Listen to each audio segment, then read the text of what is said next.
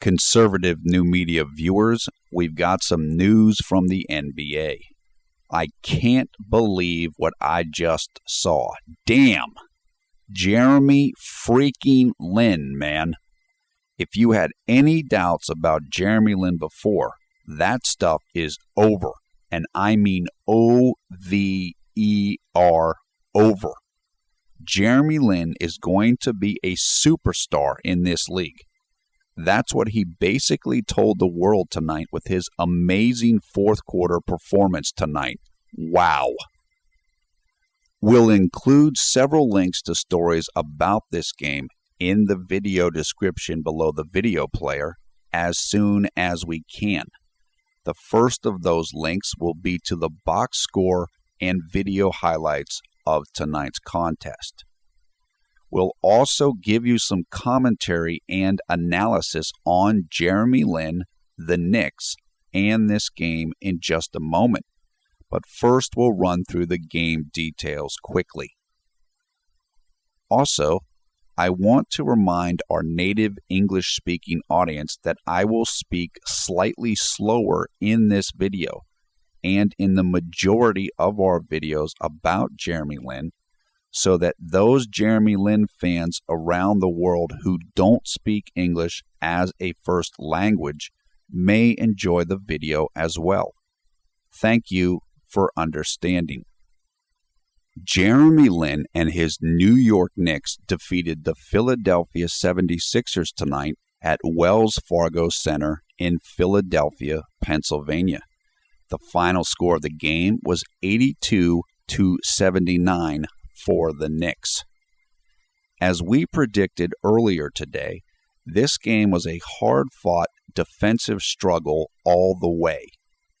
Although the Knicks were able to get big leads a few times in the matchup, Philly took the lead late in the third quarter and the game was tied early in the fourth period. And then Jeremy Lin happened. Lin scored 16 of the Knicks' 23 fourth-quarter points. Let me repeat that. A guy who was basically a rookie took over the entire game and the basketball universe in the biggest game to date of the Knicks season, and with the entire nation and world watching on ESPN. Wow. Not only did Lin take over, he did so after struggling the entire game.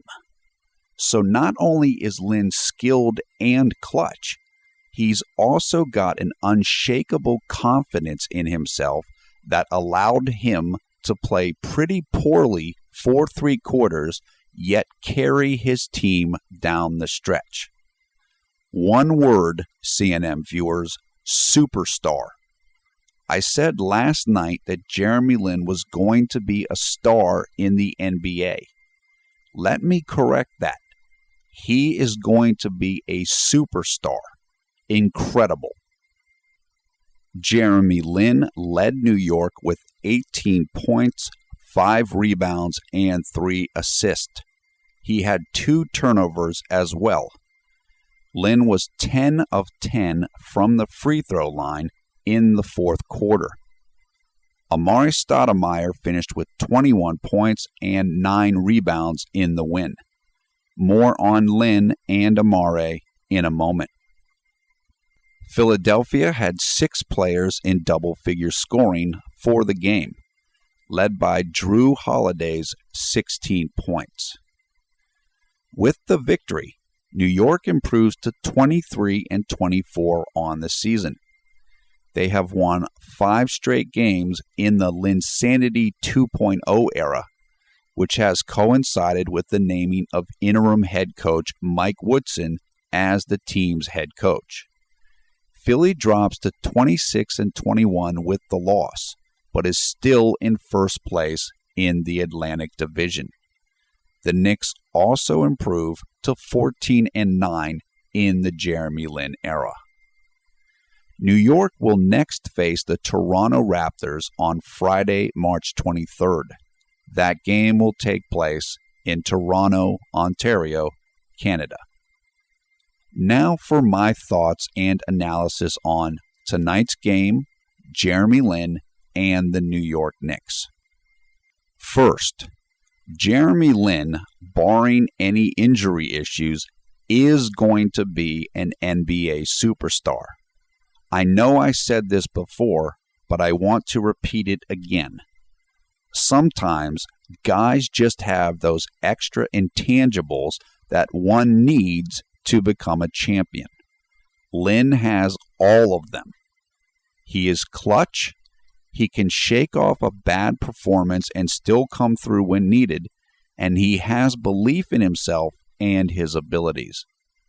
The primary things standing between Lin and superstardom are his ability to dribble with his left hand and just being consistent, showing he can do this again and again. I feel very good in saying that Lin should be able to accomplish both of those tasks within 1 or 2 years. Second, Jeremy Lin is already learning from his mistakes. The Sixers, as they are known to do, played great defense tonight, including on Lin. Jeremy was 1 of 11 from the field in the first 3 quarters, but he avoided some of the silly turnovers he was making just a week ago. He did not avoid all of the silly turnovers, but nearly all of them. He is progressing and learning fast. I guess it should not be a big shock that a Harvard graduate learns quickly, but Lin is showing he picks things up fast. Great sign. Third, Amari Stoudemire looked awesome in this game. If Lin had not taken over in the fourth quarter, then the story tonight would be Amari Stoudemire. He probably had at least 5 dunks in this game and 1 monster block. As I told you last night, Amari is getting his legs back from earlier in the year, and they certainly are coming back. Simply put, Amari carried the Knicks for stretches in this contest. His returning game will be a huge boost for New York to end the regular season and into the playoffs if the Knicks qualify.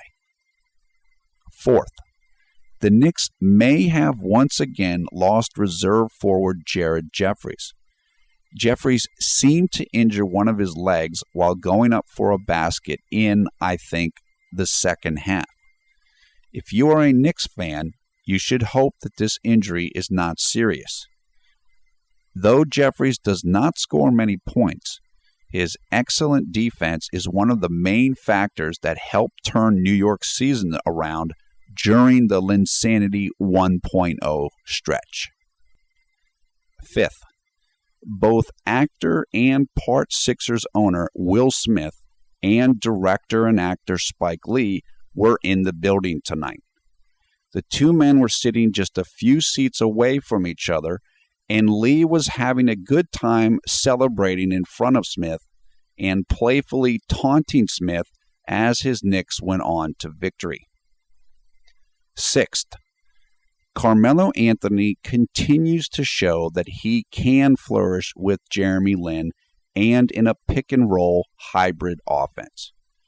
Melo had one amazing pass tonight to Amari Stoudemire for an open dunk, and I see Melo being unselfish with the ball and working hard to improve his defensive effort and to fit in with what Lin does well. As I said before, it can work between Lin and Carmelo, and it is working. The team chemistry and comfort with one another is growing by the game. Seventh, Jeremy Lin ran the offense beautifully down the stretch in the fourth quarter. He was playing pick and roll far away from the basket and setting himself and his teammates up for either easy scores or trips to the free throw line. This is the first time I can remember New York under Coach Woodson setting up the final sequences of a game specifically for Lin to do what he does best. It worked extremely well, and Lin came through with extreme poise. In summary, the Knicks have arrived for real. The team believes in itself and in each other. The offense is settling into a good mixture of pick and roll, similar to what Mike D'Antoni used, combined with smart isolation plays to take advantage of Stoudemire and Anthony's abilities. Backup guard Baron Davis is providing New York with exactly what they need to make sure that when Lin is off the court, the offense continues to thrive. The Knicks look like a solid playoff team. They aren't in yet, though, and they still have to fight off the Milwaukee Bucks to make sure that they make the postseason. But tonight was a huge step for both the team and for the coming superstardom of Jeremy Lin. Woo! Give us your comments on this game below. How amazing was Jeremy Lin in the fourth quarter tonight? Were you happy with how great Amari Stoudemire looked in this game? How long can the Linsanity 2.0 winning streak stretch? You tell us below. Also, please be sure to let us know what you thought about this video by clicking on the thumbs up or thumbs down button underneath the video player. Thanks. Finally, we encourage you to come and join the fun on the Conservative New Media Facebook group. You will find the link to the group in the video description. This is NBA expert Paul F. Villarreal, and you're watching Conservative New Media, your #1 YouTube channel for Linsanity and Jeremy Lin news. Thank you for watching.